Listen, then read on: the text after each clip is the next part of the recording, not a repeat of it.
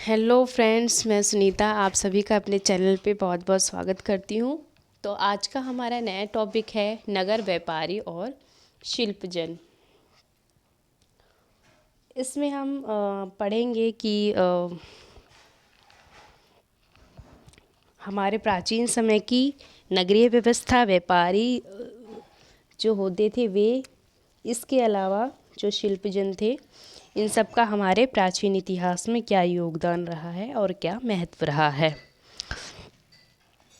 एक मध्ययुगीन नगर की यात्रा पर आया कोई यात्री उस नगर के बारे में कैसी आकांक्षाएं रखता होगा, यह इस बात पर निर्भर करता है कि वह नगर किस प्रकार का था। क्या वह एक मंदिर नगर था या एक प्रशासनिक केंद्र, एक वाणिज्य शहर, एक पत्तन नगर अथवा किसी अन्य प्रकार का शहर था। वस्तुतः कई नगर तो एक साथ अनेक प्रकार के केंद्र, प्रशासनिक नगर, मंदिर नगर होने के साथ साथ वाणिज्य क्रियाकलापों और शिल्प उत्पादन के केंद्र भी थे। जब एक यात्री किसी नगर की यात्रा पर जाता है या किसी नगर की यात्रा करता है तो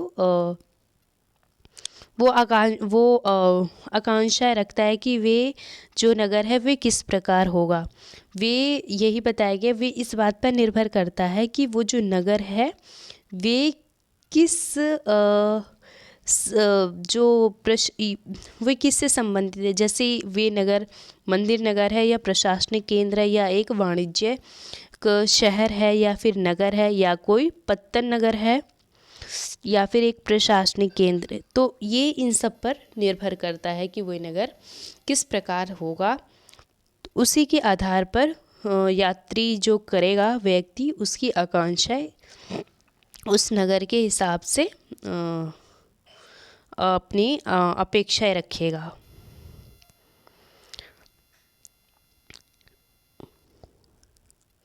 जो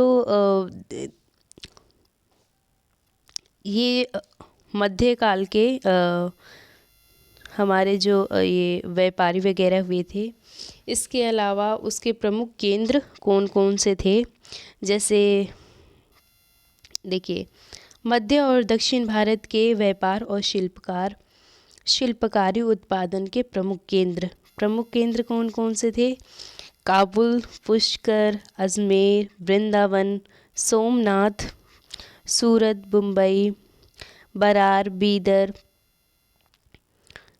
बीजापुर, गोलकुंडा, मसूलीपट्टनम, इसके बारे में हम आगे चल के पढ़ेंगे। मुर्शिदाबाद, कोलकाता, वृंदावन, अजमेर, पुष्कर, कांधार, अहमदनगर, बरार, बीदर, बीजापुर, गोलकुंडा, कमालपुरम, हम्पी, मसूलीपट्टनम, स्वामीमलाई, कांचीपुरम, तिरुपति, मद्रास, महाबलीपुरम,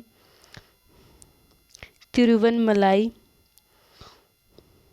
उरेयूर, तंजावुर, मदुरई, ये सब व्यापारिक और शिल्पकारी के कुछ महत्वपूर्ण केंद्र थे।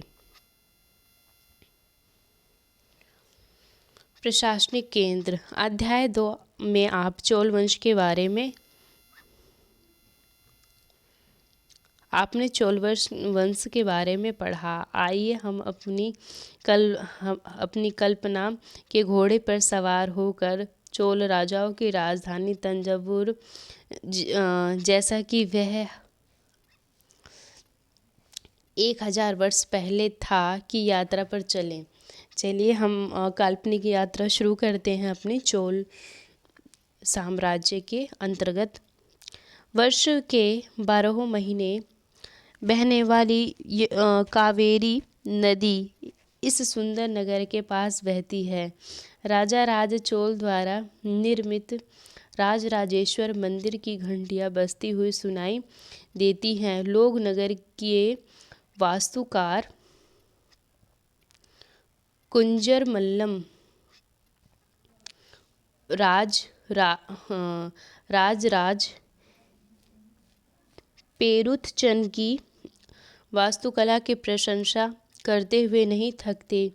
हमें वास्तु कार का नाम इसलिए पता है क्योंकि उसने गर्व से अपने नाम पर मंदिर की दीवारों पर उत्कीर्ण किया। मंदिर के भीतर एक विशाल शिवलिंग स्थापित है।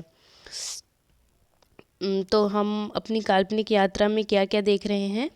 जो कावेरी नदी जो है वे तंजावुर जो राजधानी है उसके तट पर बसी हुई है। वहाँ पर राजा राज चोल द्वारा राजराजेश्वर मंदिर बनवाया गया है, जिसकी हमें घंटियाँ सुनाई दे रही हैं। इसके अलावा जो राजराजेश्वर मंदिर है उसके जो वास्तुकार थे वे थे कुंजर मल्लन राजराज पेरुथचन। ये जो मंदिर की वास्तुकला जिन्होंने तैयार करी थी ये उनका नाम है। इनका जो नाम हमें किस आधार पर प्राप्त हुआ, जो वहाँ की दीवारें हैं उस पर इन्होंने बहुत गर्व के साथ अपना नाम उत्कीर्ण करवाया। तो इससे हमें उनके नाम और इसकी जानकारी मिलती है मंदिर की। और मंदिर के अंदर एक शिवलिंग की स्थापना हुई है। इस मंदिर के अलावा नगर में अनेक महल हैं। इसमें कई मंडप बने हुए हैं। महल के अंदर कई मंडप बने हैं। राजमहल है। इस मंदिर के अलावा, मंदिर तो है ही, उसके अलावा राजमहल है। इसमें कई मंडप बने हुए हैं। राजा लोग इन मंडपों में अपना दरबार लगाते थे। ये जो मंडप है राजमहल का, इस पे राजा अपना दरबार लगाया करते थे और यहीं से अपने अधीनस्थों के लिए आदेश जारी करते थे। नगर में सैन्य शिविर भी बने थे। जो राजा जो थे वे ये जो राजमहल था उसके अंदर जो मंडप थे यहीं पे अपना दरबार लगाते थे और यहीं से अपने आदेश जारी किया करते थे। और नगर के अंदर सैन्य शिविर भी थे जिसके अंदर सैनिक ठहरते थे। नगर उन बाज़ारों की हलचल से भरा हुआ है। जो नगर है वे बाज़ारों की हलचल से भरा हुआ है। तंजावुर जो राजधानी हम जिसकी काल्पनिक यात्रा कर रहे हैं, वहाँ अनाज, कपड़े और आभूषण की बिक्री हो रही है। नगर के लिए जल की आपूर्ति कुओं और तालाब से होती है। तंजावुर और उसके निकटवर्ती नगर उरेयूर के सालिये बुनकर मंदिर के उत्सव के लिए झंडियाँ बनाने का कपड़ा, राजा और अभिजात वर्ग के लिए बढ़िया सूती वस्त्र और जनसाधारण के लिए मोटा सूती वस्त्र तैयार कर रहे हैं। यहाँ से कुछ दूरी पर स्वामी मलाई में स्थित अथवा मूर्तिकार उत्तम कांस्य मूर्ति तथा लंबी सुंदर घंटा धातु के दीप बना रहे हैं। तो वहाँ पे क्या क्या हो रहा है, सबसे पहले जो बाज़ार में हलचल है उसमें विभिन्न प्रकार की वस्तुएं बिक रही हैं, जैसे मसाले हो गए, अनाज हो गए, कपड़े हो गए, आभूषण हो गए। इसके अलावा और जल की आपूर्ति के लिए वहाँ कुएं हैं और तालाब है, जिससे आम साधारण जनता अपनी जल की पूर्ति करती, जल की आवश्यकताओं की पूर्ति करती है। इसके बाद क्या है, वहाँ पे जो विभिन्न प्रकार के कपड़े बुने जा रहे हैं, झंडों के लिए, झंडियों के लिए और राज परिवार के लिए अलग से और जनसाधारण के लिए कुछ अलग से। और इसके अलावा कुछ आगे बढ़ते ही वहाँ पे विभिन्न प्रकार की मूर्तियों का निर्माण हो रहा है, कांस्यों की मूर्तियाँ, तथा इसके अलावा जो सुंदर सुंदर घंटा जो है मंदिर में लगने वाला, वो धातु के विभिन्न धातु के निर्मित हो रहे हैं। और इसके अलावा जो दीप जो मंदिरों में प्रज्वलित करने के काम में आते हैं तो वो वहाँ पे निर्मित हो रहे हैं। मंदिर नगर और तीर्थ केंद्र। तंजावुर एक मंदिर नगर का भी उदाहरण है। मंदिर नगर नगरीकरण का एक अत्यंत महत्वपूर्ण प्रतिरूप प्रस्तुत करते हैं। नगरीकरण नगरों के विकास की प्रक्रिया है। नगर अक्सर सामाजिक एवं अर्थव्यवस्था दोनों के लिए ही अत्यंत महत्वपूर्ण है।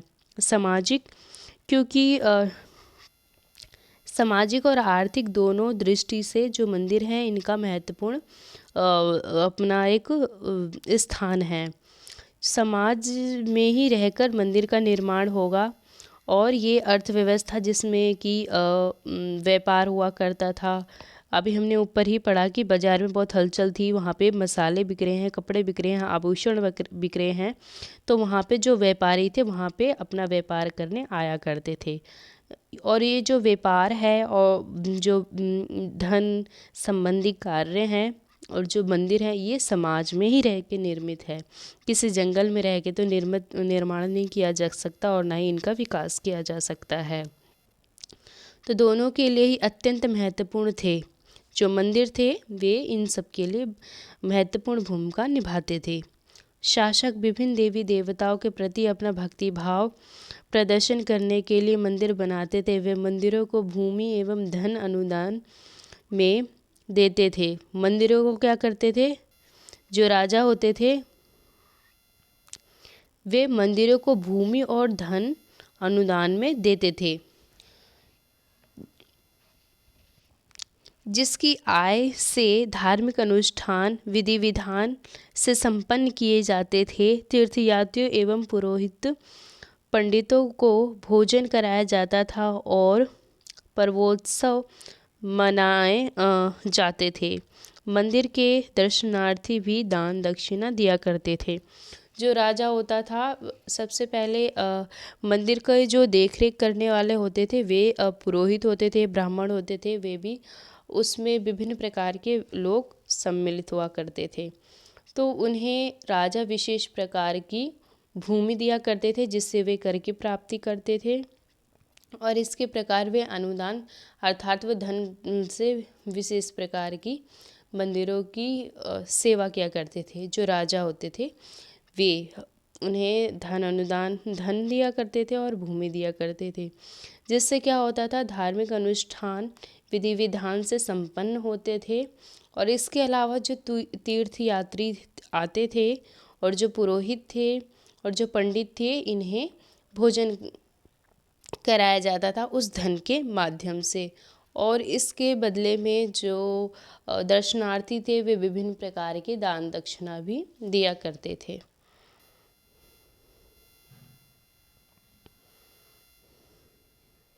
कांसा, घंटा,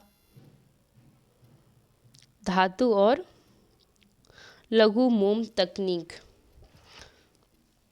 देखते हैं इस लघु मोम तकनीक में क्या है। कांसा एक मिश्र धातु होती है जो तांबा और रागे अर्थात टीन के मेल से बनती है। घंटा धातु में रागों का अनुपात किसी भी अन्य किस्म के कांसे से अधिक होता है। यह घंटे जैसी ध्वनि उत्पन्न करती है। चोलकालीन कांस्य मूर्ति अध्याय 2 में लुप्त मोम तकनीक से बनाई जाती थी। इस प्रविधि के अंतर्गत सर्वप्रथम मोम की एक प्रतिमा बनाई जाती थी। पहले मोम की एक प्रतिमा बनाई, फिर उसके ऊपर चिकनी मिट्टी से पूरे तरह से उस पर लेप लगाया जाता था और उसको सुखाने के लिए छोड़ दिया जाता था।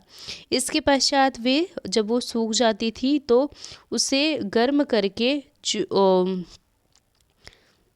अच्छे से उसे गर्म करके और उसे मिट्टी के आवरण में एक छोटा सा छेद बनाकर उसे उस छेद के रास्ते से जो मोम है उसे बाहर निकाल दी जाती थी।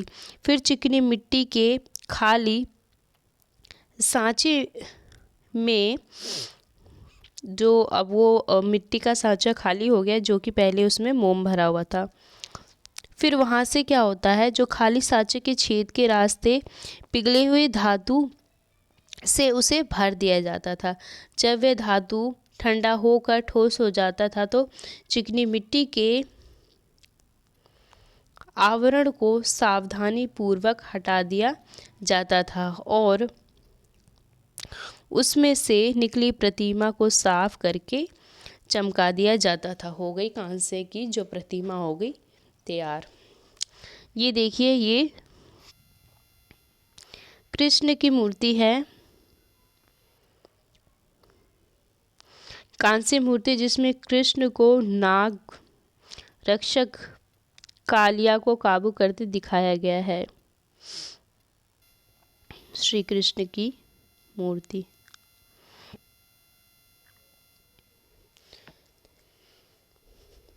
मंदिर के कर्ता धर्ता मंदिर के धन को व्यापार एवं साहूकारी में लगाते थे। स्नेह यह समय के साथ बड़ी संख्या में पुरोहित, पुजारी और कामगार, शिल्पी, व्यापारी आदि मंदिर तथा उनके दर्शनार्थी तथा तीर्थयात्री की आवश्यकताओं को पूरा करने के लिए मंदिर के आसपास बसते गए। अब क्या हुआ, ये सब धीरे धीरे मंदिर के आसपास लोगों की बसावट शुरू हो गई। उसमें से कौन थे? शिल्पकारी थे, व्यापारी थे, पुरोहित थे, पुजारी थे, कामगार थे और जो दर्शनार्थी और इसके अलावा तीर्थयात्री। ये सब क्या हुआ, अब ये धीरे धीरे मंदिर के आसपास बसने लगे। इस प्रकार मंदिर नगरों का विकास हुआ। इसी रीति से मंदिरों के चारों ओर अनेक नगर का आविर्भाव हुआ। जैसे मध्य प्रदेश में भिल्लल स्वामीन नामक एक इसी प्रकार का मंदिर है। अर्थात वहाँ पे भी सामाजिक व्यवस्था मंदिर के निर्माण होने से एक मतलब मंदिर एक केंद्र बन गया था, आर्थिक व्यापारिक केंद्र। और गुजरात में सोमनाथ मंदिर, इसका भी कुछ ऐसा ही ये एक उदाहरण है। कुछ अन्य महत्वपूर्ण मंदिर नगर तमिलनाडु के कांचीपुरम तथा मदुरई और आंध्र प्रदेश में तिरुपति है। कुछ ऐसे विशेष प्रकार के मंदिरों के नाम दे रखे हैं। तीर्थ स्थल भी धीरे धीरे नगरों के रूप में विकसित हो गए। अब तीर्थ स्थल धीरे धीरे, ये जो मंदिर थे ना, धीरे धीरे ये तीर्थ स्थल बनते जा रहे थे। तो अब ये क्या हुआ, ये धीरे धीरे एक नगर के रूप में विकसित होने लग गए।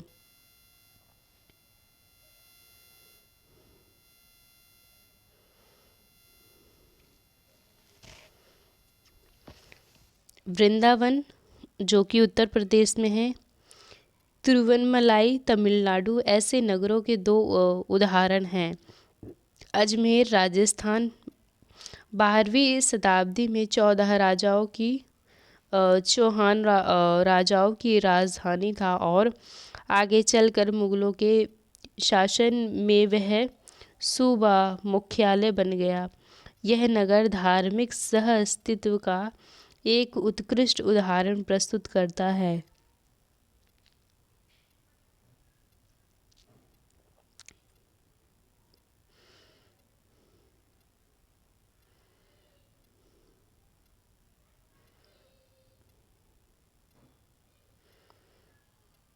ये धीरे धीरे एक धार्मिक केंद्र थे, लेकिन बाद में ये आगे चल के मुगल शासन के काल में ये एक सूबे बन गए।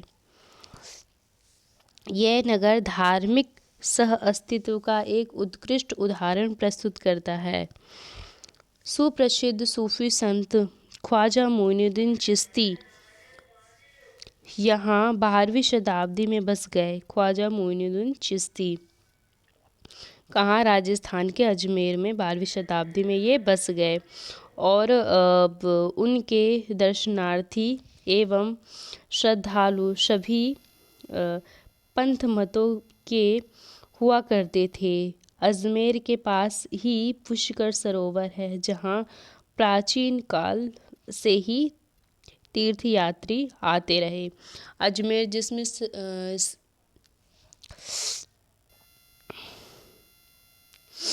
जिसमें मोइनुद्दीन चिश्ती जो हैं उनका उनकी एक वहाँ पे मज़ार है। वो मुसलमानों के लिए एक तीर्थ स्थल है। तो वे क्या करते हैं, वे वहीं पे अपनी तीर्थ यात्रा करने जाते। ऐसे विभिन्न प्रकार के तीर्थ यात्राएं कुछ हिंदू धर्म के और कुछ मुस्लिम धर्म के निकल कर सामने आए। छोटे नगरों का संजाल 8वीं शताब्दी से ही उपमहाद्वीप में अनेक छोटे छोटे नगरों का संजाल सा बिछने लगा था। अंततः उनका प्रादुर्भाव बड़े बड़े गांवों से हुआ था। उनसे आमतौर पर एक मंडपिका जो बाद में मंडी कहलाने लग गई होती थी, जहां आसपास के गांव वाले अपनी उपज बेचने के लिए लाते थे। उनमें ऐसी गलियां थी जहां दुकान एवं बाजार थे, जिन्हें हट कहा जाता था और जो कि हट शब्द जो बाद में हाट नाम से जाना जाने लगा। हाट अर्थात वो ये बाज़ारों के लिए यूज किया जाता है। इसके अलावा भिन्न भिन्न प्रकार के कारीगर तथा शिल्पकार जैसे कुम्हारों, तेलियों, शक्कर बनाने वालों, ताड़ी बनाने वालों, सुनहारों, लोहारों, पत्थर तोड़ने वालों आदि के अलग अलग बाजार थे। कुछ व्यापारी तो नगर में स्थायी रूप से बसकर क्या करते थे, अपना कारोबार करते थे। और जबकि कुछ अन्य जो व्यापारी थे वे नगर नगर घूम घूम कर क्रय विक्रय करते थे।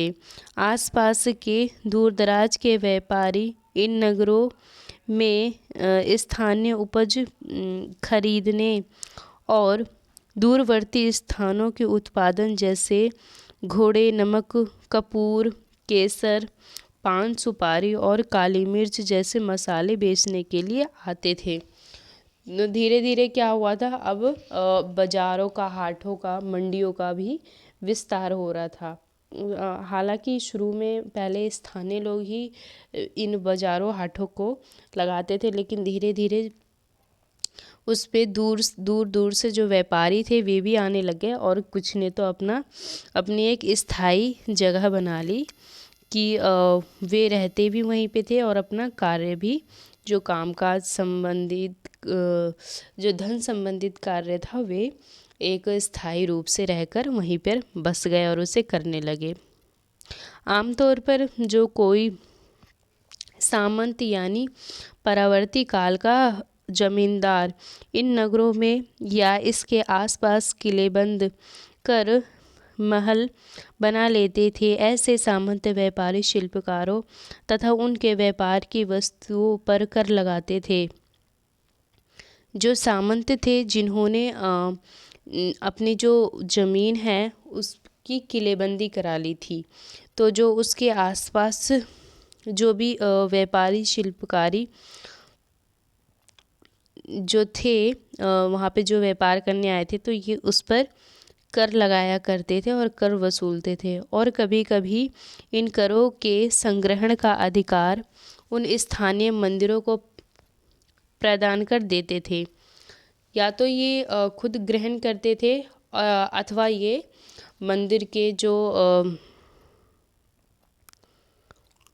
अधिकारी होते हैं वे उनको प्रदान कर देते थे, जिसका निर्माण स्वयं उनके द्वारा या धनन्य परिवार द्वारा करवाया गया होता था।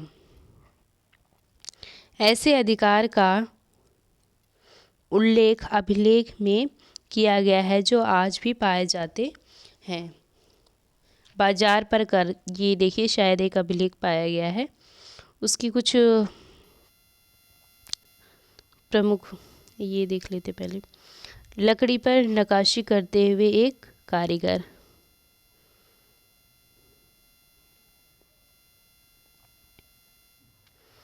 बाजारों पर कर।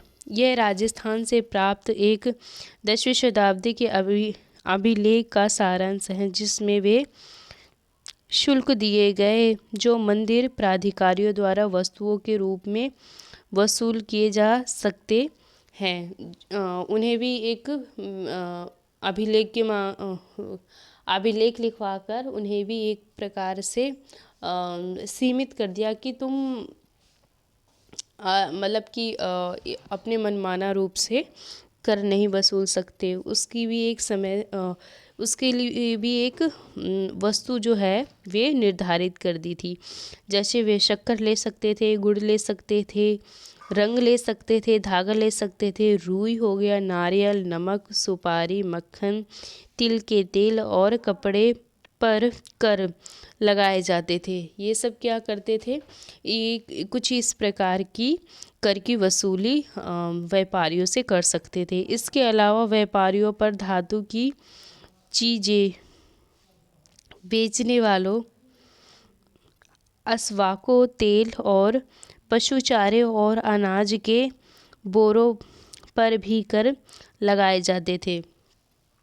व्यापारियों के बोरों पर और जो तेल थे उन पे बड़े बड़े तेल के भंडार होते थे, और इसके अलावा जो पशु चारक थे उन सब पर विभिन्न प्रकार के अनेक कर लगाए जाते थे।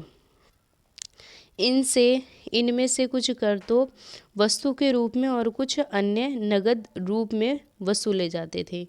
कुछ जो कर थे वे वस्तु के रूप में लिए जाते थे और कुछ धन अर्थात नगद रूप में लिए जाते थे। बड़े और छोटे व्यापारी कई प्रकार के हुआ करते थे। उनमें बंजारे लोग भी शामिल थे। व्यापारी में बंजारे भी शामिल थे। कई व्यापारी, विशेष रूप से घोड़े के व्यापारी, अपने संघ बनाते थे। जो व्यापारी होते थे वे संघ बनाते थे। विभिन्न प्रकार के अनेक वस्तुओं को बेचने वाले जो व्यापारी होते थे वो इनका संघ होता था। अपने कहीं भी जाते थे, वे कई लंबी यात्रा पे जाते थे तो अपने समूह और अपने संघ के साथ ही यात्रा पर जाते थे।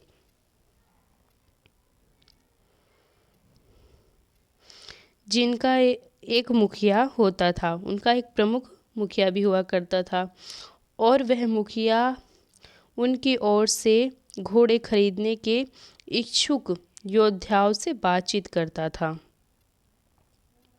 क्योंकि व्यापारियों को अनेक राज्य तथा जंगलों से होकर गुजरना पड़ता था, इसीलिए वे आमतौर पर काफिले बनकर एक साथ यात्रा करते थे और अपने हितों की रक्षा के लिए व्यापार संघ बनाते थे, जिसे गिल्ड भी कहा जाता था। अपने व्यापारी जो अपने सुरक्षा के लिए एक संघ बनाया करते थे, जो कि लंबी जो यात्रा करते थे वे समूह में किया करते थे। क्योंकि वे अकेले अगर करेंगे और किसी ऐसे रास्ते से जाएंगे तो उन्हें अक्सर लूट लिया जाता था जो व्यापारी होते थे। 8वीं शताब्दी के परावर्ती काल में अनेक ऐसे संघ थे, जिसमें सबसे प्रसिद्ध गणिग्राम और नानादेशी थे। ये व्यापार संघ प्रायद्वीप के भीतर और दक्षिण पूर्व एशिया तथा चीन के साथ भी दूर दूर तक व्यापार करते थे। इनके अलावा चेट्टियार होते थे और मारवाड़ी, ओसवाला जैसे समुदाय भी थे, जो आगे चलकर देश के प्रधान व्यापारी समूह बन गए। गुजराती व्यापारियों में हिंदू, बनिया और मुस्लिम बोहरा दोनों समुदाय शामिल थे। वे दूर दूर तक लाल सागर के बंदरगाहों, वह फारस की खाड़ी, पूर्वी अफ्रीका, दक्षिण पूर्वी एशिया और चीन से व्यापार करते थे। वे इन पत्तनों के कपड़े और मसाले बेचते थे और बदले में अफ्रीका से सोना और हाथी के दांत तथा दक्षिण पूर्व एशिया और चीन से मसाले, टीन, मिट्टी के नीले बर्तन और चांदी लाते थे।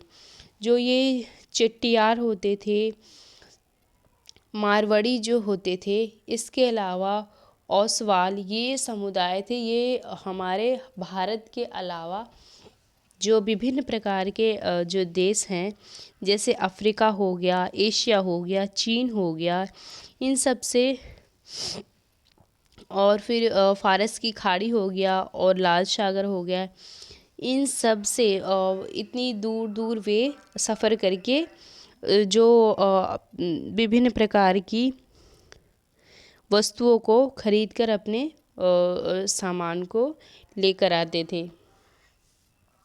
ये व्यापार के एक मुख्य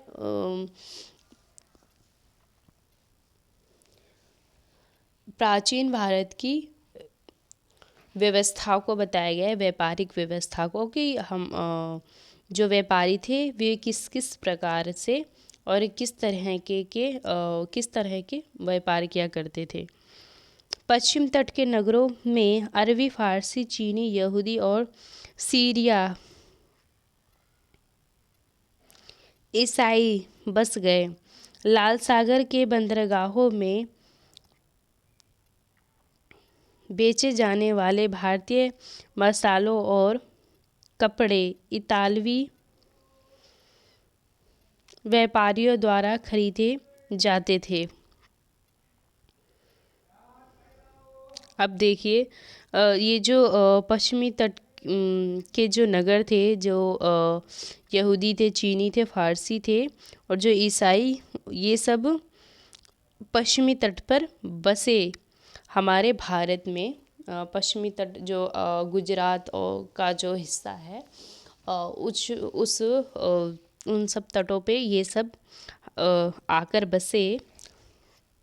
इसके अलावा लाल सागर के बंदरगाहों में बेचे जाने वाले भारतीय मसाले एवं कपड़े इतालवी व्यापारियों द्वारा खरीदे जाते थे। ये सब क्या करते थे, लाल सागर का जो बंदरगाह था, वहाँ से मसाले और कपड़े ये सब खरीदते और बेचते थे और वहाँ से वे उन्हें आगे यूरोपीय बाज़ार में पहुँचाते थे। फिर वहाँ से भी खरीदना व बेचना शुरू करते थे। आगे चल के ये जो व्यापारी थे, जो खरीदार थे, वे आगे चल के इसे यूरोप के बाज़ार तक उसे पहुंचाया करते थे सामान को।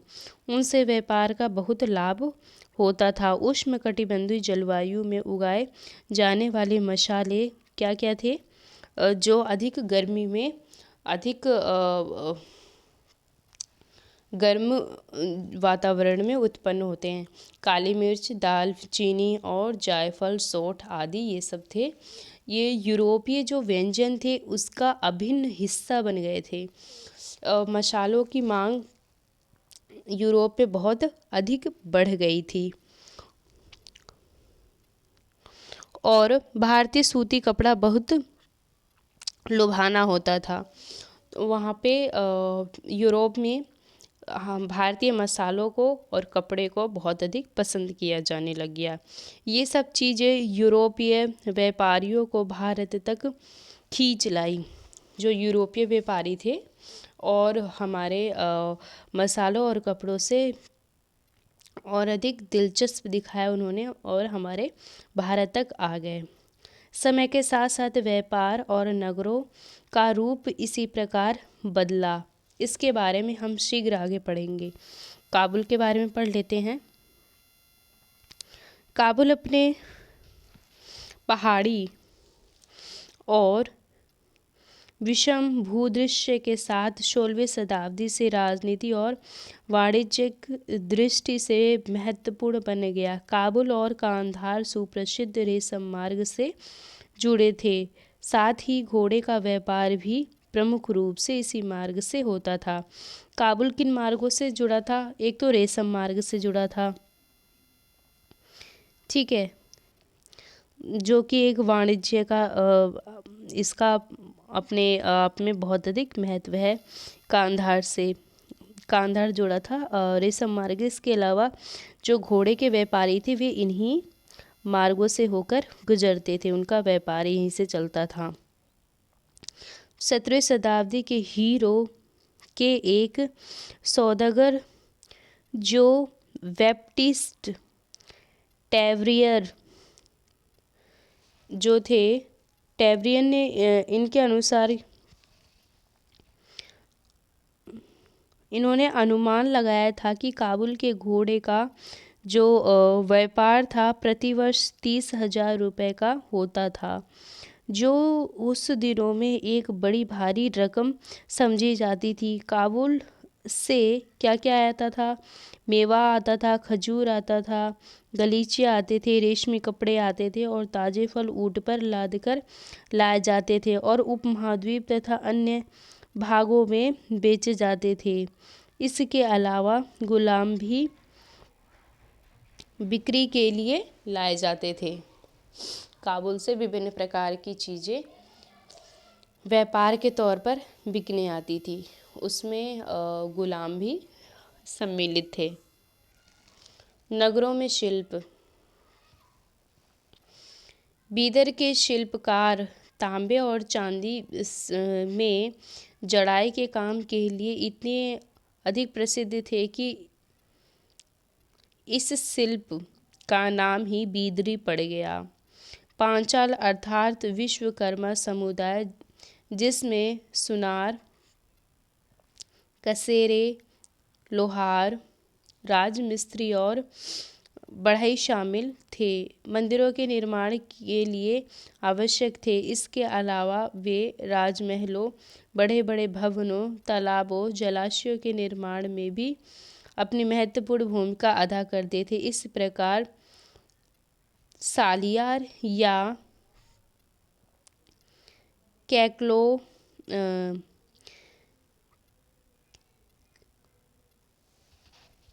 कैकोलार जो एक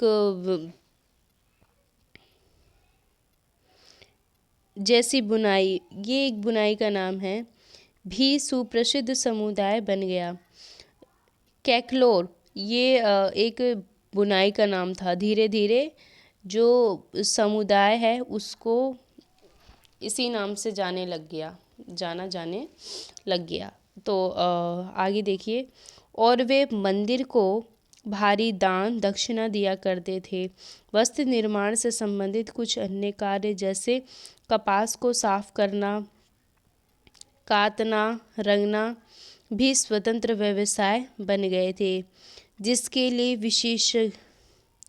विशेषज्ञता की आवश्यकता होती थी।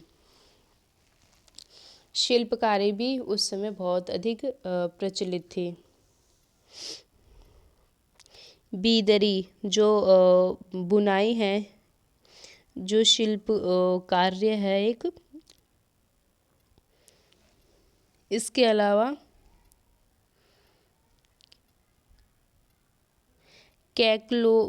कैकलोलार जो है ये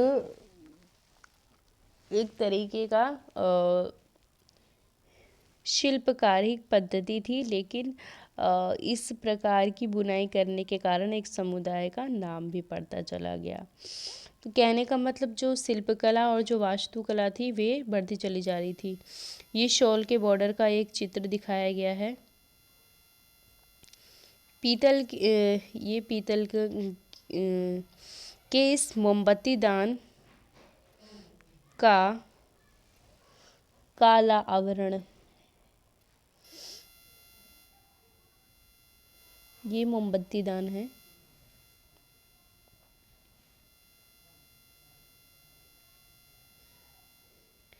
शहरों के बदलते हुए भाग्य। कई शताब्दियों के लंबे समय में अहमदाबाद, गुजरात जो कुछ नगर बड़े व्यापारिक केंद्र के रूप में विकसित हो गए, लेकिन तंजावुर जैसे कुछ अन्य नगर पहले की अपेक्षा विस्तार तथा महत्व की दृष्टि से सिकुड़ गए। इसी काल में पश्चिम बंगाल में भागीरथी नदी के तट पर स्थित मुर्शिदाबाद रेशमी वस्त्र प्रमुख केंद्र के रूप में उभरकर सामने आया। वह 1704 ईस्वी में बंगाल की राजधानी बन गया,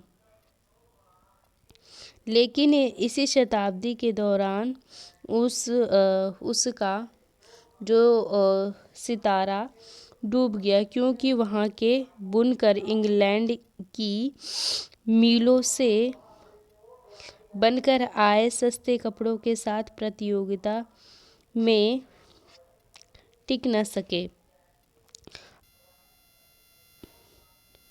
धीरे धीरे क्या हुआ था, पहले तो जो अंग्रेज़ थे वे हमारे भारतीय कपड़ों को पसंद किया करते थे, लेकिन आगे चल के क्या हुआ,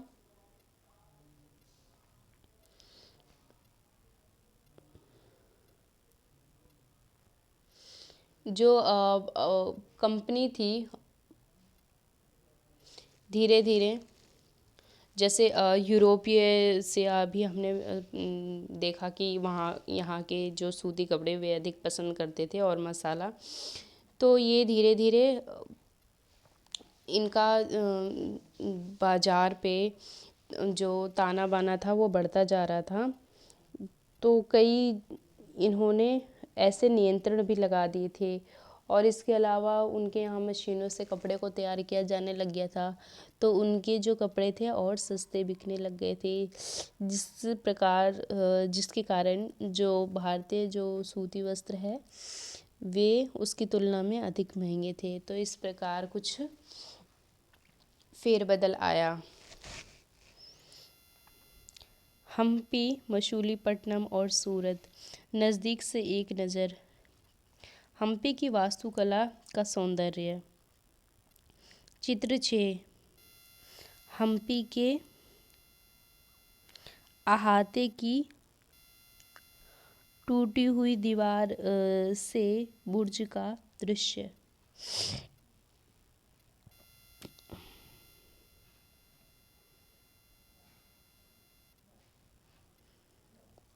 हम्पी नगर कृष्ण और तुंगभद्रा नदी की घाटी में स्थित है। यह नगर 1336 में स्थापित विजयनगर साम्राज्य का केंद्र स्थल था। हम्पी के शानदार खंडरों से पता चलता है कि उस शहर की किलेबंदी उच्च कोटि की थी। किले की जो दीवारें हैं उनका निर्माण में कहीं भी गारे और चूने जैसे किसी भी जोड़ने वाले मसाले का प्रयोग नहीं किया गया था, और शिलाखंड को आपस में फांस कर गूंथा गया था। हम्पी की वास्तुकला विशिष्ट प्रकार की थी। एक किलाबंद नगर। एक पुर्तगाली यात्री डोमिंगो पेज ने 16वीं शताब्दी में हम्पी नगर का वर्णन इस प्रकार किया। गोवा में आने वाले लोग जिस प्रवेश द्वार से गुजरते थे, उस द्वार के भीतर राजा ने एक अत्यंत सुदृढ़ प्राचीरबद्ध नगर बसा रखा था, जो दीवारों और बुर्जों से सुरक्षित है। इसके अलावा वे दीवारें अन्य नगरों की दीवारों जैसी नहीं हैं, बल्कि बहुत मजबूत राजगिरी का एक ऐसा नमूना है जो अन्य भागों को बहुत कम देखने को मिलता है। अन्य भागों में बहुत कम देखने को मिलता है। इसके भीतर उसी रीति से बनाए गए भवन के अत्यंत सुंदर कतारें हैं, जिनकी छतें सपाट और चपटी हैं।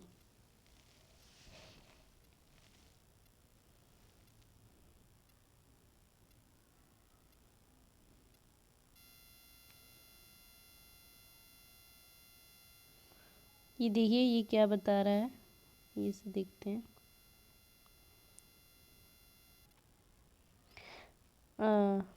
अपने शासक के काल में विजयनगर के शासकों ने जलाशय तथा नहरों के निर्माण में काफ़ी रुचि ली।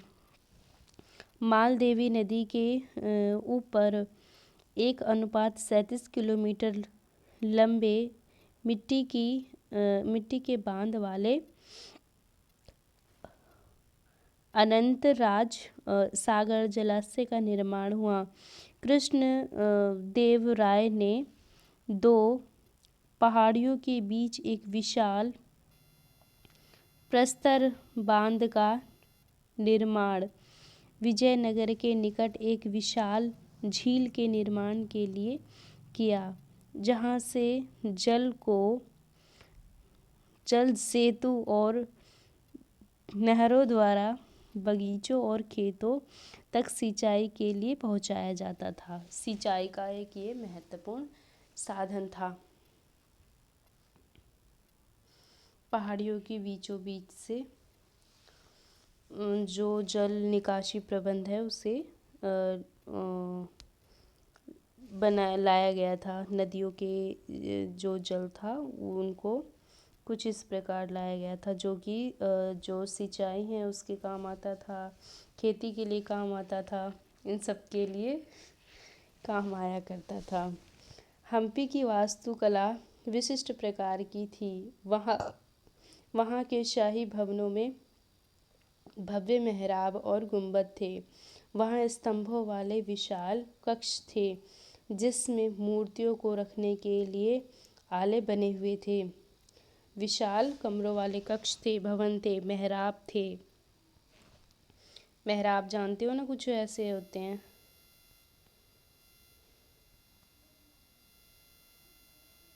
ये काफ़ी गोल होते हैं और इनकी लंबी ऊंचाई होती है। इसके अलावा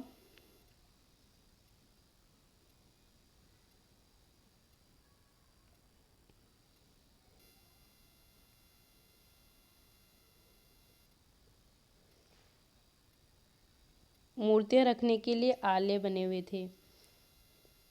जैसे ये मंदिर का गर्भगृह है, ये प्रदक्षिणा पथ है। फिर यहाँ बीच बीच में आले होते हैं। यहाँ पर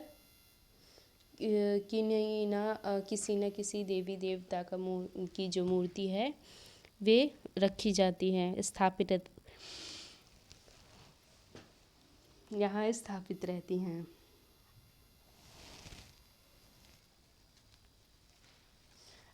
मूर्तियाँ रखने के लिए आले बने हुए थे। वहाँ सुनियोजित बाग बगीचे भी थे, जिसमें कमल और टोड़ों की आकृति वाले मूर्ति कला के नमूने थे।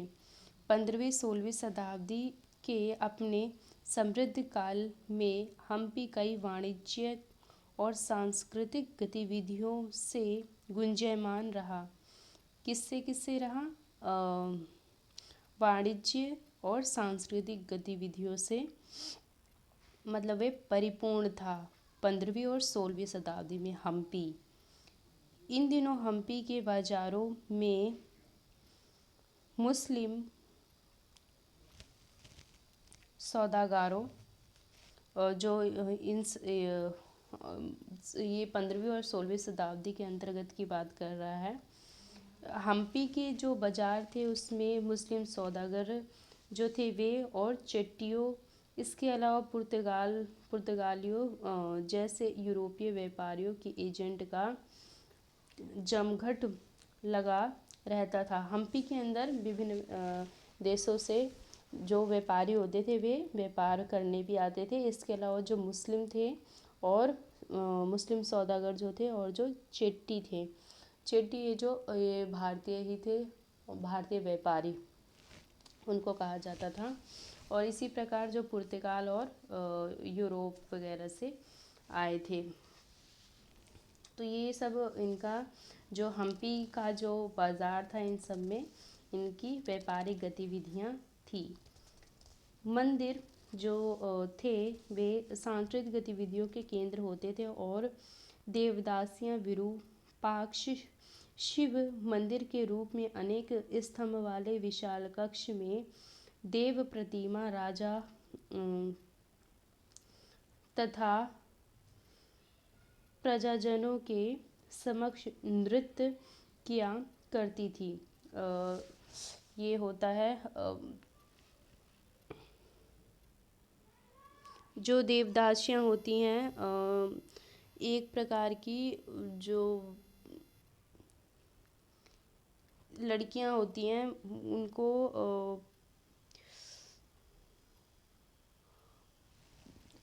वे ऐसा माना जाता था पहले कि हमारे भारतीय इतिहास में प्राचीन समाज में ऐसी सामाजिक प्रथा प्रचलित थी कि जो देवदासियां होती है वे एक जन्म से ही मतलब वे उनको एक जन्मजात कोई विशेष गुण प्राप्त होता है, तो वे जीवन भर मंदिर में ही रहती थी और ना वे शादी करती थी ना अपना घर बसाती थी और मंदिर में ही रहा करती थी। यहीं पर वे नृत्य किया करती थी और मंदिर की सेवा किया करती थी। वे होती थी देवदासियाँ। तो ये उन्हीं की बात कर रहा है जो देवदासियाँ थी। वे जो मंदिर के मंडप थे उसमें नृत्य किया करती थी और जो त्यौहार होते थे विभिन्न प्रकार के उसमें अपना जो कला है उसका प्रदर्शन करती थी। महानवमी पर्व जो आज दक्षिण में नवरात्रि पर्व कहलाता है, इन दिनों हम्पी में एक अत्यंत महत्वपूर्ण पर्व मनाया जाता था। पुरातात्विदों ने उस महानवमी पंच को खोज निकाला है जहाँ राजा अपने अतिथियों का स्वागत करता था। तो विरूपाक्ष जो मंदिर था उसमें जो मंडप था, एक तो मंडप होता है, मंडप के ऊपर भी एक विरूपाक्ष जो मंदिर हम्पी में मिला है विजयनगर साम्राज्य, उसके ऊपर एक मंच होता था मंडप पे।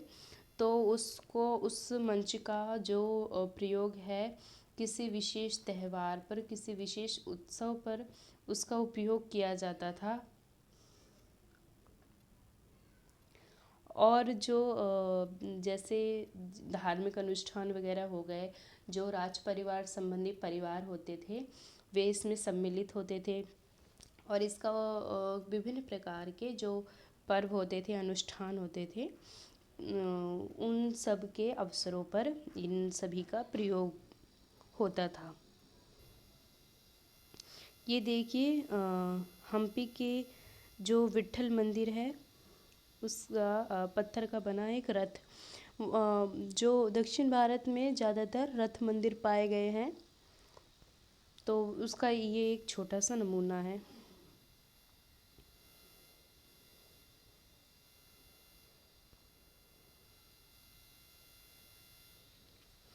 अत्यधिक व्यक्तियों से नजराने उपहार लिया करता था जो राजा होते थे अक्सर, ये उनकी बात कर रहा है। वहीं विराजमान होकर राजा नृत्य संगीत तथा मल्ल युद्ध के कार्यक्रम भी देखते थे। उसी मंडप की बात करी है, मंडप के ऊपर जो मंच था उसी पर राजा अपने जो अतिथि होता था उन सबका स्वागत सत्कार करता था। वहीं से बैठकर वे नृत्य देखते थे, संगीत सुनते थे और मल्लयुद्ध जो खेला जाता था उसका दृश्य वहीं से वे देखा करते थे। 1565 में दक्खनी सुल्तानों गोलकुंडा, बीजापुर, अहमदनगर, बाबर और बीदर के शासकों के हाथों विजयनगर की पराजय के बाद हम्पी का विनाश हो गया। हम्पी जो कि विजयनगर की राजधानी थी और उसका 1565 में क्या हुआ, इसमें जो इनके जो सुल्तान थे जो गोलकुंडा, बीजापुर, अहमदनगर, बरार और बीदर। इनके शासकों में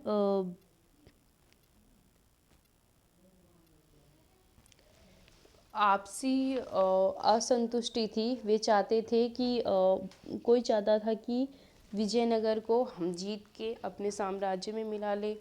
इसी प्रकार के 4-5 जो भी सुल्तान थे अलग अलग राज्य से संबंधित, तो उसमें आपसी संघर्ष हुआ और जिसके कारण बाद में शुरू में तो विजयनगर बचा रहा, लेकिन अंत तक काफ़ी लंबा समय इसमें संघर्ष चला।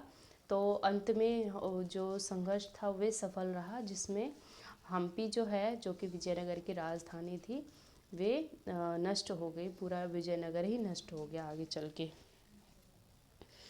सूरत पश्चिम का प्रवेश द्वार, वाणिज्य केंद्र। ये थोड़ा सा देखिए, वाणिज्य केंद्र क्या थे? एक ऐसा स्थान जहाँ विभिन्न उत्पादन केंद्रों से आने वाले माल खरीद और बेचा जाता था। वाणिज्य केंद्र में यही होता है, कई स्थान से आए लोग अपना जो सामान होता है उसे बेचते और खरीदते हैं। हुंडी, हुंडी देखिए, हुंडी क्या होता है? शाब्दिक अर्थ है ये एक ऐसा दस्तावेज जिसमें एक व्यक्ति द्वारा जमा कराई गई रकम दर्ज रहती है। हुंडी को कहीं अन्यत्र प्रस्तुत करके जमा की गई राशि प्राप्त की जा सकती है। हुंडी मतलब जैसे मान लीजिए आपके पास इतनी धनराशि है, कुछ धनराशि है, तो उसे आपने जैसे किसी शाहूकार के पास या सेठ के पास जमा किया है, तो वो आपको एक पत्र देगा जिसमें उसकी रकम लिखी रहेगी जितनी भी आपने दी है। फिर उसको वे लेके कहीं मान लीजिए कहीं दूर गए किसी यात्रा पर, तो जो उन्हें हुंडी मिली थी, जो पत्र लिखा था, पत्र जो दिया था सेठ ने, उसी को वही जो पत्र है वो हुंडी कहलाता है। तो वो किसी व्यापारी को देगा जो उससे जो सेठ था उनकी कोई बड़े बड़े वो होते हैं ना, सेठ साहूकार जैसा व्यापार होता है। तो जैसे मान लीजिए बैंक होता है, तो हम कई जगह से अपने पैसे ले सकते हैं, तो ठीक उसी प्रकार से जो व्यापारिक उनकी जो संरचना होती है, जो शाखाएं होती हैं कई दूर तक फैली होती है, तो वो कहीं भी अपना पत्र दिखाकर, हुंडी दिखाकर अपना जो रकम होती थी वे ले सकते थे। उसे हुंडी कहते थे। प्राचीन समय में लोग अक्सर इसी का उपयोग करते थे, क्योंकि यात्रा के समय जो कहीं भी जैसे लूटने का या चोर डाकुओं का डर रहता था, तो अधिकांशतः हुंडी का उपयोग किया जाता था। सूरत मुगल काल के सूरत मुगल काल में कैम्बे, आज के खंबात और कुछ समय के बाद अहमदाबाद के साथ साथ गुजरात में पश्चिम व्यापार का वाणिज्य केंद्र बन गया। सूरत और मुझ और खाड़ी से होकर पश्चिमी एशिया के साथ व्यापार करने के लिए मुख्य द्वार था। सूरत को मक्का का प्रस्थान द्वार भी कहा जाता था। सूरत को मक्का का प्रस्थान द्वार ये भी कहलाता था, और क्योंकि बहुत से हज यात्री जहाज से यहीं से रवाना होते थे।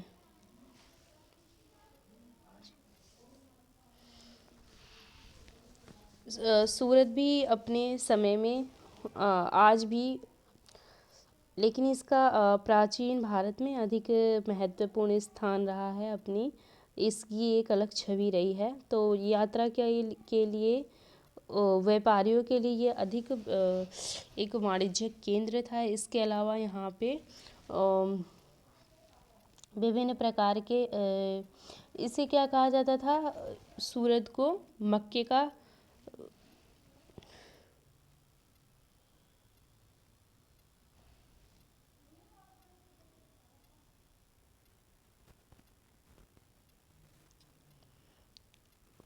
हाँ, तो हम कहाँ थे, सूरत को मक्का प्रस्थान करने वाला द्वार भी कहा जाता था, क्योंकि जो अनेक हज यात्री होते हैं जो मुस्लिम होते हैं, वे अपने तीर्थ स्थल पर यात्रा करने यहीं से अधिकांशतः जहाज़ों पर बैठकर यात्रा अपनी शुरू करते थे।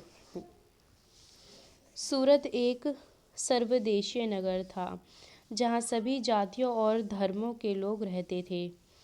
17वीं शताब्दी में वहाँ पुर्तगालियों, डचों और अंग्रेज़ों के कारखाने एवं माल गोदाम थे। अंग्रेज़ इतिहासकार ओविंगटन ने क्या किया, उन्होंने 1689 में सूरत बंदरगाह का वर्णन करते हुए लिखा कि किसी भी एक वक्त पर भिन्न भिन्न देश के औसत 100 जो जहाज है इस बंदरगाह पर लंगर डाले खड़े देखा जा सकते थे। कहने का मतलब जो सूरत की जो समुद्री रास्ते थे, जो बंदरगाह थे, वे अपनी व्यापारिक समृद्धि के लिए अधिक महत्वपूर्ण थे। तो क्या होता था, जब व्यापार जल मार्ग से वहाँ पे अधिकांश व्यापार होता था, तो जल मार्ग से व्यापार होने के कारण किसकी आवश्यकता अधिक रहती है, अधिकतर जल में यातायात जहाज ही बनता है, तो जहाज की इतनी अधिक संख्या देखने को मिलती थी। तो इससे ये पता चलता है कि जो सूरत है वे इसका जो व्यापारिक महत्व था वो कितना अधिक था। सूरत में ऐसी अनेक दुकानें थी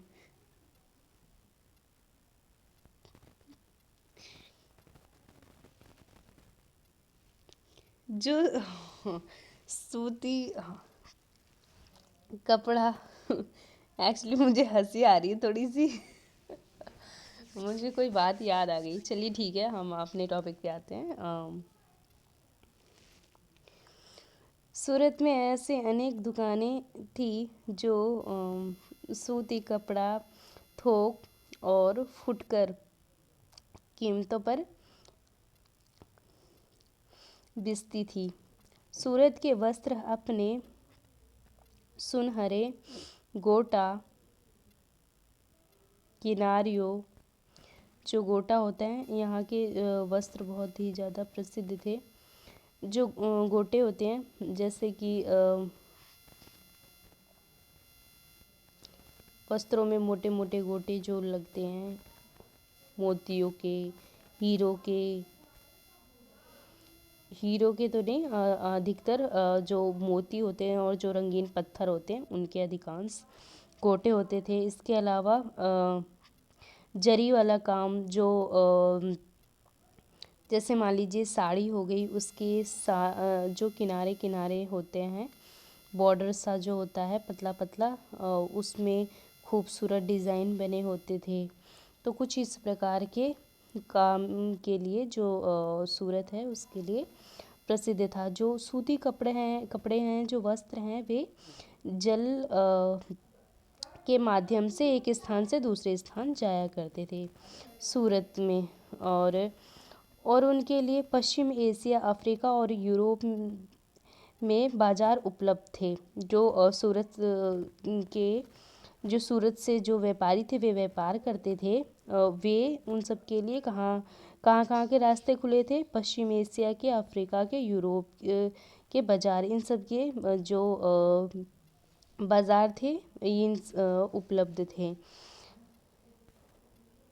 राज्य में विश्व के सभी भागों में नगरों में आने वाले लोगों की आवश्यकताओं को पूरा करने के लिए अनेक विश्राम गृह बने हुए थे। विश्राम गृह बने हुए थे जो मार्ग में, जिसे सराय भी कहा जाता है। तो वहाँ पर लोग कुछ समय के लिए रुकते थे, जहाँ पे वहाँ पे जलपान करते थे और कुछ विशिष्ट प्रकार का भोजन वगैरह करते थे। इसी को विश्राम गृह कहा जाता था। वहाँ भव्य भवन और असंख्य मनोरंजक स्थल थे। यात्रा में मनोरंजक स्थल भी स्थापित थे और भवन तो भव्य प्राचीन समय में होते ही थे। सूरत में काठिया वाड़ी सेठों तथा महाजनों की बड़ी बड़ी साहूकारी कंपनी थी। उल्लेखनीय है कि सूत से जारी की गई उल्लेखनीय क्या है, सूरत से जारी की गई हुंडियों को दूर दूर तक मिस्र में काहिरा, ईरान में बसरा और बेल्जियम में एंटवार्प के बाज़ार में मान्यता प्राप्त थी। ये हुंडी जो होती है, इनके अभी हमने यही पढ़ा था कि हुंडी होती क्या है। तो जो हुंडी लिखते थे उनकी बड़ी बड़ी शाखाएं और व्यापारिक स्थल होते थे, जो कि एक विशेष प्रकार की पहचान रखने वाले होते थे। जैसा कि मान लीजिए कि एक व्यापारिक संगठन है, तो उसका जो संगठन से ही पता चल रहा है उसमें बहुत अधिक लोग सम्मिलित होंगे। तो वे किसी स्थान से अपना सामान लेते थे, फिर वे भी एक उनके संगठन में ही का ही एक हिस्सा हो गए। तो जैसे वो सामान लेते थे, फिर वो कहीं और बेचने गए, कुछ समय के लिए कहीं और बेचने चले गए और कुछ समय के लिए कहीं और बेचने चले गए। तो इस प्रकार वह जहाँ जहाँ गए अपने सामाजिक और व्यापारिक संगठन बनाते चले गए। तो कोई भी व्यक्ति जैसे जब वो हुंडी लिखेंगे, तो जैसे कि इन्होंने कई स्थानों पर जगह जगह बदली थी। जैसे मान लीजिए गुजरात हो गया, महाराष्ट्र हो गया, और इसके अलावा जैसे मान लीजिए नीचे तमिलनाडु हो गया, केरल हो गया। तो इन सब की जो हुंडियाँ थी, व्यापारिक हुंडियाँ, वे इनकी एक शाखाएं होती थी। वे वहाँ पे इन लोगों के द्वारा वे अपना पैसा वसूल कर सकते थे, जिनकी हुंडियाँ वगैरह होती थी। तो इसमें वही बताया गया कि जो हुंडी है उसकी भी एक समाज में मान्यता होती थी। बिना मान्यता प्राप्त किए जो हुंडी है, वे हुंडी का जो में लगाया गया जो धन है, वे उसे व्यक्ति प्राप्त नहीं कर सकता। किंतु 17वीं शताब्दी के अंतिम वर्षों में सूरत का भी अंतःपतन प्रारंभ हो गया।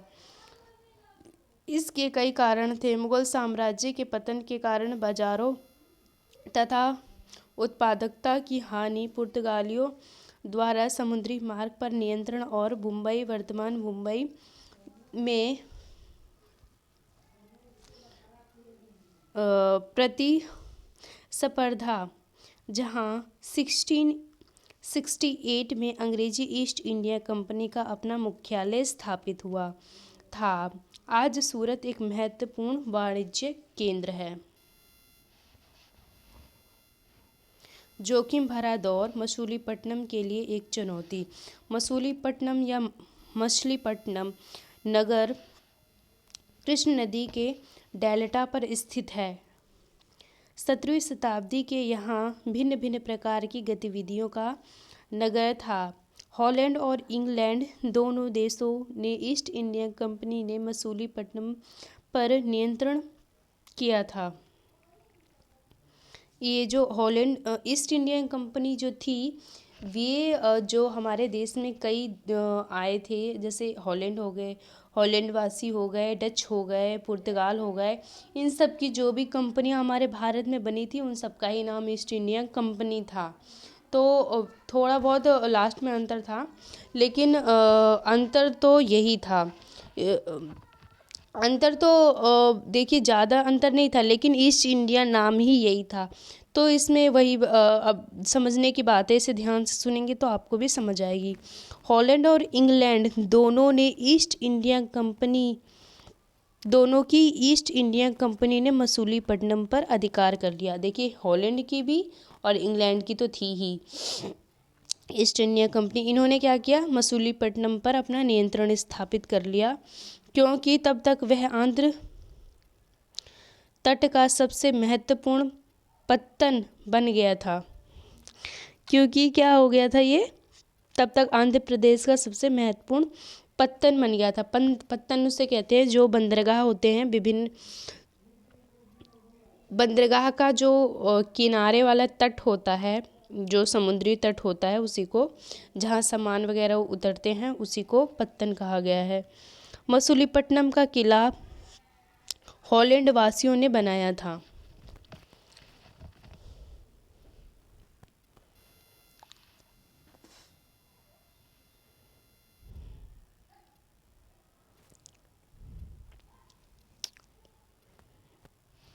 इसे हटाइए, ये फालतू की बातें दे रखी है। गोलकुंडा के कुतुबशाही शासकों ने कपड़े, मसाले एवं अन्य चीज़ों की बिक्री पर शाही एकाधिकार लागू किया, जिससे कि वहाँ का व्यापार पूरी तरह ईस्ट इंडिया कंपनी के हाथ में न चला जाए। विभिन्न व्यापारी समूह गोलकुंडा के कुलीन वर्गों, फारसी सौदागरों, तेलुगु, कोमटी, चेट्टियार और यूरोपीय व्यापारियों ने नगर को घनी आबादी वाला और समृद्धशाली बना दिया। जब मुगलों ने गोलकुंडा तक अपनी शक्ति बढ़ा ली, तो क्या हुआ, उनके जो प्रतिनिधि सूबेदार मीर जुमला ने स्वयं एक सौदागर था। हॉलैंड वासियों और अंग्रेजों को आपस में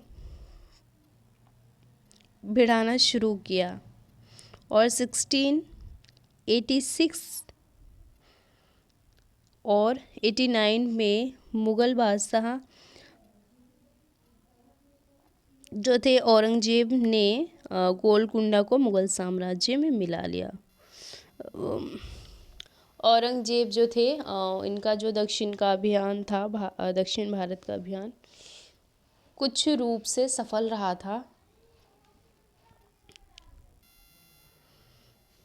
आगे देखिए हम, यूरोपीय कंपनी के सामने अन्य विकल्प ढूंढने की समस्या आ खड़ी हुई। कंपनी की नई नीति के अंतर्गत केवल इतना ही पर्याप्त नहीं था कि पत्तन जो है वे भारी प्रदेश के उत्पादन केंद्रों के साथ संबंध बनाए रखे, बल्कि इस बात की भी आवश्यकता महसूस की गई कि कंपनी के एक नए केंद्र एक साथ राजनीतिक, प्रशासनिक, वाणिज्य भूमिकाएं भी अदा करे। जब कंपनी के व्यापारी बम्बई, वर्धमान, मुंबई, कलकत्ता और मद्रास चले गए, तब मसूलीपट्टनम अपने व्यापार और समृद्धि दोनों ही खो बैठे। जब ये व्यापार है, ये धीरे धीरे अपनी जो जब औरंगजेब ने गोलकुंडा पर अधिकार जमा लिया, तो इस वजह से जो व्यापारिक गतिविधियाँ थी वे कम हो गई। अब इनका केंद्र धीरे धीरे मुंबई आ गया, इसके अलावा कलकत्ता, मद्रास यहाँ आ गया, और तब क्या हुआ, इनकी जो गतिविधियाँ थी वे मसूलीपट्टनम में स्थगित होकर विभिन्न प्रकार के राज्यों में चली गई, तब मसूलीपट्टनम अपने व्यापार और समृद्धि दोनों ही खो बैठा। हाँ, जाहिर सी बात है। फिर इसके बाद क्या हुआ, 18वीं शताब्दी के दौरान उनका अधपतन हो गया और आज वह एक छोटे से जीर्ण शीश नगर से अधिक कुछ नहीं। धीरे धीरे मसूलीपट्टनम जो एक व्यापारिक केंद्र थी, जो जिसका अपने समय में बहुत अच्छा व्यापार चलता था, लेकिन इसकी जो वैभवशाली समृद्धि थी वो धीरे धीरे नष्ट हो गई। नए नगर और व्यापार। 16वीं और 17वीं शताब्दी में यूरोप के देश व्यापारिक उद्देश्य से मसालों और कपड़ों की तलाश में लगे थे, जो यूरोप और पश्चिमी एशिया दोनों जगह लोकप्रिय हो गए। अंग्रेज जो हॉलैंड वासियों फ्रांसीसियों ने पूर्व में अपनी वाणिज्यिक गतिविधियों का विस्तार करने के लिए अपनी ईस्ट इंडिया कंपनी बनाई। प्रारंभ में तो मुल्ला अब्दुल गफूर जो थे वे बीरजी वोरा जैसे कुछ बड़े भारतीय व्यापारियों ने, जिसके पास बड़ी संख्या में जहाज थे, उनका मुकाबला किया, किंतु यूरोपीय कंपनियों ने समुद्री व्यापार पर अपना नियंत्रण कर लिया। आगे चल के व्यापार के लिए बहुत अधिक लड़ाइयाँ हुई हैं। जैसे ये कंपनी डचों के बीच, यूरोप के बीच, पुर्तगालियों के बीच इतनी अधिक लड़ाई हुई है ना कि ये पूछिए मत। तो धीरे धीरे क्या करते थे ये समुद्रों पर फिर इन्होंने अपना नियंत्रण स्थापित कर लिया यूरोपीय कंपनी ने, जो कि ईस्ट इंडिया कंपनी नाम था इनकी कंपनी का। अपनी नौसेना शक्ति का प्रयोग किया, उसको जो व्यापार है उसको नियंत्रण करने के लिए, और भारतीय व्यापार का अपने एजेंट के रूप में कार्य करने के लिए मजबूर कर दिया। जो भारतीय व्यापारी थे उनको उन पे दबाव डाला कि आप हमारे लिए एक एजेंट के रूप में हमारे लिए काम करो। अतः अंग्रेज उपमहाद्वीप में सर्वाधिक सफल वाणिज्यिक एवं राजनीतिक शक्ति के रूप में उभरकर अस्तित्व में आए। धीरे धीरे क्या हुआ, इस प्रकार से जो यूरोप है इनकी शक्ति अधिक बढ़ी और ये अधिक व्यापार के रूप में सामने आए। वस्त्रों जैसी वस्तुओं की मांग में तेजी आ जाने से अधिक लोगों ने कताई, बुनाई, धुलाई, रंगाई आदि का धंधा अपना लिया। इससे इन शिल्पों का बहुत विस्तार हुआ। भारतीय वस्त्रों के रूप, रंग और डिज़ाइन अधिक परिष्कृत होते गए, किंतु इस काल में शिल्पकारों की स्वतंत्रता घटने लगी। शिल्पजन पेशगी की प्रणाली पर काम करने लगे, जिसका यह अर्थ था कि उन्होंने जिस यूरोपीय एजेंट से पहले ही पेशगी ले ली थी उन्हीं के लिए उन्हें कपड़ा बुनना होता था। अब बुनकरों को अपना कपड़ा या बुनाई के नमूने बेचने की स्वतंत्रता नहीं थी। उन्हें तो कंपनी के एजेंट द्वारा निर्धारित डिजाइन के कपड़े उन्हीं की मांग के अनुसार बनाने पड़ते थे। 18वीं शताब्दी क्या हुआ, एजेंट की बात हमने देख ली। जो अंग्रेज़ थे वे भारतीय जो व्यापारी थे उन्हें मजबूर क्या करते थे कि आप हमारे लिए एजेंट के रूप में काम करो। तो इसके आधार पर उन्हें जिस डिज़ाइन के और जितनी संख्या में वस्त्र चाहिए होते थे, जो अंग्रेज़ी जो व्यापार थे, अंग्रेज़ व्यापार, वे क्या करते थे, वे हमारे भारतीय व्यापारियों से निश्चित संख्या में जो वस्त्र थे उसकी मांग करते थे, और एक विशेष प्रकार के डिज़ाइन में। तो वे उतने ही संख्या में और उतने ही शर्तों के आधार पर, क्योंकि उनकी जो धन था, जो रकम थी, उसी के अनुसार मिलती थी, तो एक सीमा तक उन्हीं के लिए कार्य करते थे, जिससे वे मतलब उनकी जो निजी व्यक्तिगत स्वतंत्रता थी वो एक प्रकार से ख़त्म हो गई थी।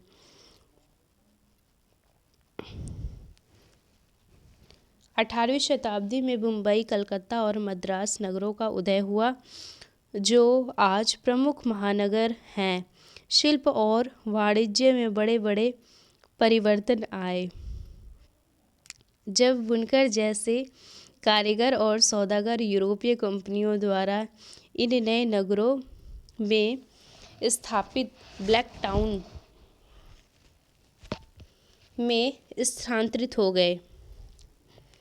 अब क्या हुआ, जो बड़े बड़े वाणिज्य परिवर्तन आ रहे थे, महानगर थे जैसे मुंबई, कलकत्ता, मद्रास, वे क्या, ये लोग थे जो यूरोपीय कंपनी द्वारा बनाए गए नगर वगैरह थे, वे इसमें स्थापित होने लग गए थे, जिसे ब्लैक टाउन के नाम से जाना जाने लग गया था। यहाँ पे हस्तांतरित कर दिए गए थे। हस्तांतरित मतलब एक स्थान से ले जाके दूसरे स्थान पर रखना। ब्लैक यानी देशी व्यापारी और शिल्पकारों को इन ब्लैक टाउन में सीमित कर दिया गया। अब देखिए, अब शुरू में तो जो इनका व्यापार था वे स्वतंत्र रूप से और अपनी इच्छा अनुसार कर रहे थे। अब धीरे धीरे इन पर ना जो यूरोपीय लोग हैं ये अपना नियंत्रण स्थापित करते चले जाएंगे, जिनकी व्यक्तिगत स्वतंत्रता इस प्रकार समाप्त होती जाती है। अब क्या हो गया, अब इन्हें ब्लैक टाउन में सीमित कर दिया गया, जबकि जो गोरे शासकों ने मद्रास में फोर्ट सेंट जॉर्ज और कलकत्ता में फोर्ट सेंट विलियम की शानदार कोठियों में अपना आवास बनाया।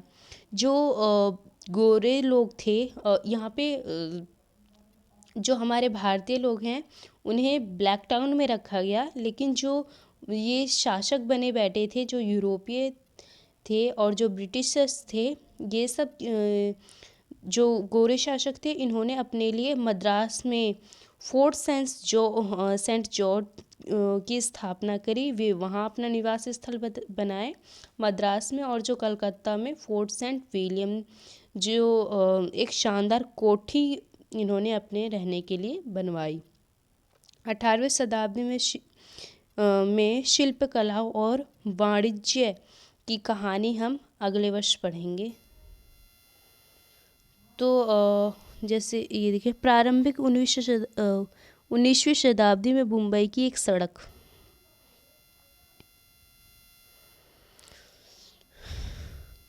तो आगे हम पढ़ेंगे जब आएगा। आज के लिए इतना ही। देखिए, थोड़े से ये रिक्त स्थान की पूर्ति करें, थोड़ा सा ये देख लेते हैं और इसके बाद ख़त्म करते हैं अपना चैप्टर। राजेश्वर मंदिर डैश में बनाया गया था। कब बनाया गया था राजेश्वर? 11वीं शताब्दी में।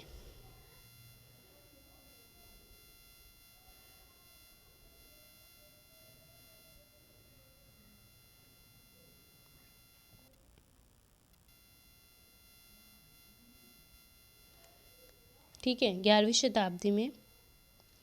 इसके अलावा अजमेर सूफी संत डैश से संबंधित है। किससे संबंधित है? अभी हमने पढ़ा था कुछ देर पहले, कुछ याद आया? ख्वाजा मोइनुद्दीन चिश्ती।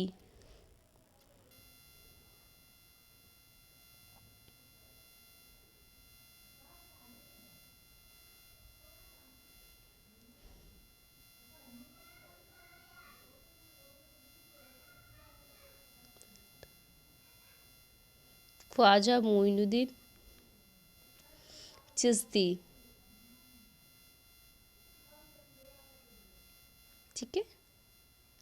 इसके अलावा हम्पी डैश साम्राज्य की राजधानी थी। हम्पी किसकी राजधानी थी? विजयनगर। ओके। और इसके अलावा हॉलैंड वासियों ने मद्रास में डैश पर अपनी बस्ती बसाई। मसूलीपट्टनम। अभी हम इसी के बारे में बात कर रहे थे। मसूलीपट्टनम,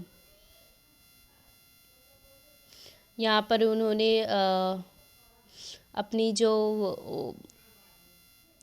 सूती वस्त्र हैं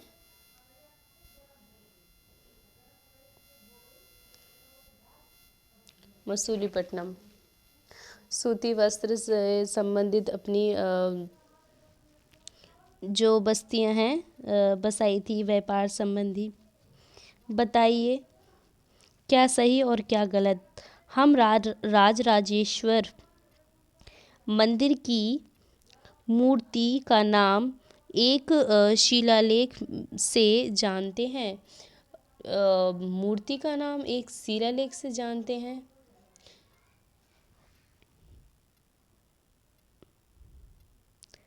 हाँ,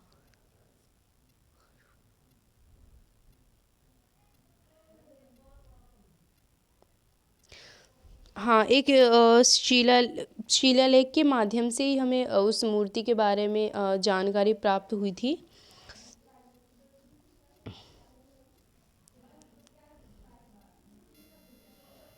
ये सही है। सौदागर लोग काफिलों में यात्रा करने की बजाय अकेले यात्रा करना पसंद करते थे। गलत, बिल्कुल बिल्कुल गलत। और जो काबुल हाथियों के व्यापार का प्रमुख केंद्र था। बिल्कुल गलत। काबुल हाथियों के नहीं, घोड़े के व्यापार का प्रमुख केंद्र था। जो सूरत है बंगाल की खाड़ी पर स्थित एक महत्वपूर्ण व्यापारिक पत्तन था। जो सूरत है वे बंगाल की खाड़ी पर स्थित। गलत।